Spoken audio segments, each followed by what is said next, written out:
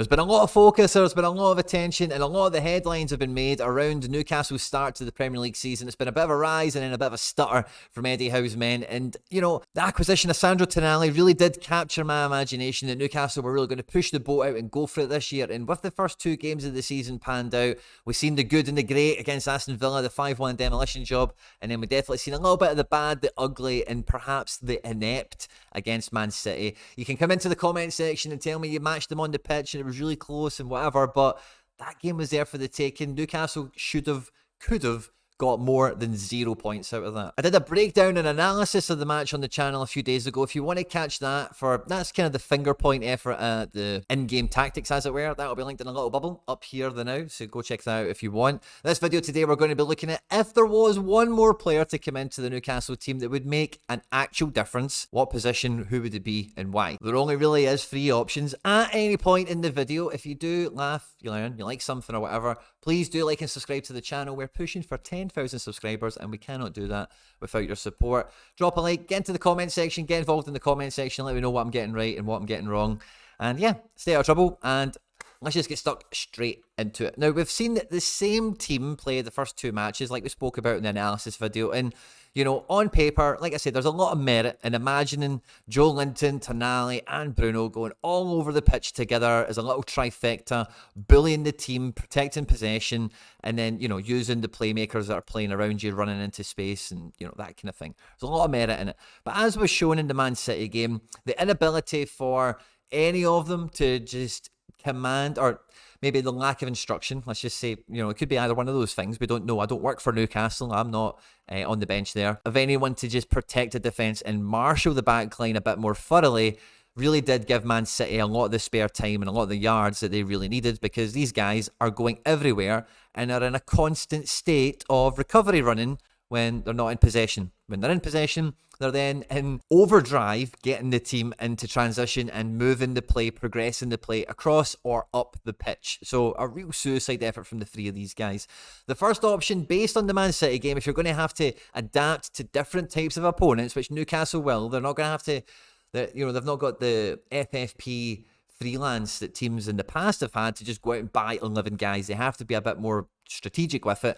And I think a defensive midfielder, they still don't have one. If you look at all the midfielders that are in this squad, like, they still don't have a designated out and out. I said it when Tonali came into the club. If you think this guy is going to be an out and out defensive midfielder, yeah, he can do it, but that's not him. You know, you can probably see that now why I said that. Now, because the definite best first choice midfield is going to be Bruno, Tonali and Joe Linton, it can't really be that high caliber of a purchase, because you're going to have them upset. This is probably going to be a guy that you bring in to facilitate a fixture. With the amount of money that midfield takes up on the Newcastle squad, I really find it hard to imagine that they will go out and get another midfielder in, which makes me believe that it is going to be all 3 players are in suicide mode. One of them's going to break, or it's not going to work for too long. It's just not going to work. One thing will happen, if not all. So a defensive midfielder is the first thing, but it's probably off the table, like I mentioned. The second thing is probably the most likely, is a real true heir to the throne, a real replacement for someone like Alan Saint-Maximin. Now, Almiron does a great job on the right wing. He's got a lot of pace. He's very direct. He's got a good eye for a goal, and he's a very, very good team player. Gordon does have a bit more flair, and he's really impressed me in the early bits of pre-season. I've seen him, as well as what I've seen in the league so far, and I think he can really go on. But you know, these guys are not going to do it for 50 games a season, quite frankly. Having Alan Saint-Maximin in here as another option gave the team something really different. I think you get a lot out of somebody like Harvey Barnes, and you know, you're going to get out of him every week what you know, and I think that's one of the things that, you know, Newcastle fans really knew when Harvey Barnes signed. So I think he can, you know, do a decent enough job. But again, he's not the ultimate kind of flair player. He's not like a James. He's not like the James Maddison in the Leicester team, as it were, or even the Tottenham team now, as it were. But with no Alan Saint-Maximin, it doesn't really feel like there's another player that can be involved in this attacking setup at Newcastle that can be a real key player.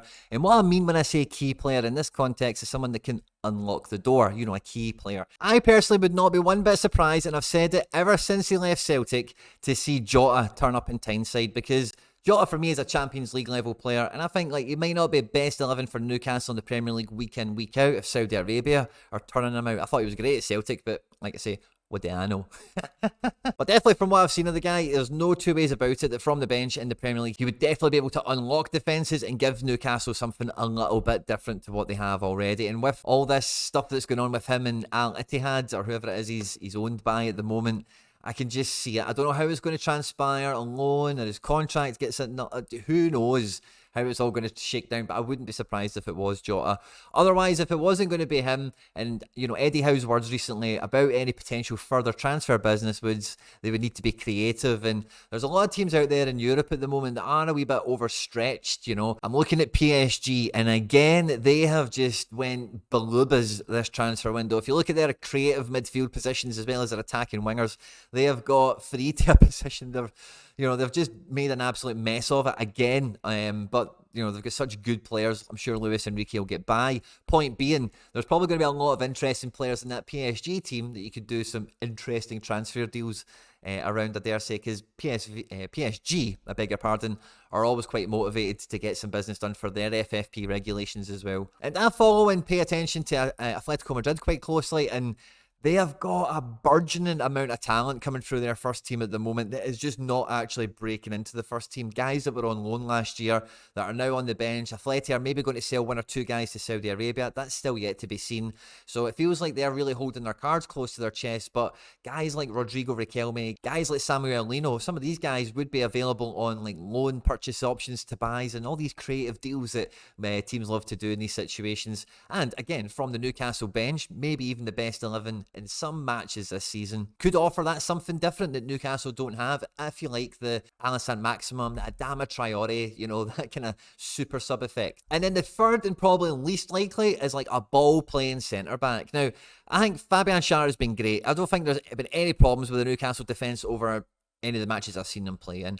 But it is clear to see that as the team does progress on and the standard around the rest of the team increases, Botman is going to be around for a long time. Schär, he's got more days behind him than in front of him. And I think because it is going to be, a good feel-good factor, a good team environment in there, someone as important and as vital as him is going to be hard to get a real vibrant competitor for. If you went and spent 30 million on a Joachim Anderson, for example, or someone of that nature, it really threatens his position, maybe upsets a bit of the harmony in the squad.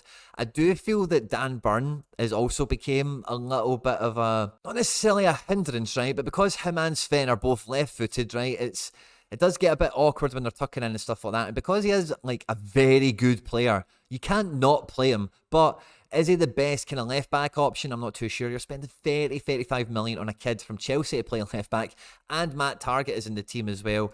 And it does feel that if you didn't have Botman, or if Botman could play maybe centre of a three, you could bring Burn in. So it feels like there's a lot of facilitating going on in this Newcastle defence at the moment for the likes of Schär and Burn. And although they're doing very good at the moment, I worry that if Newcastle don't pursue transfer business, that will just, have a succession plan beyond them and advance the team on.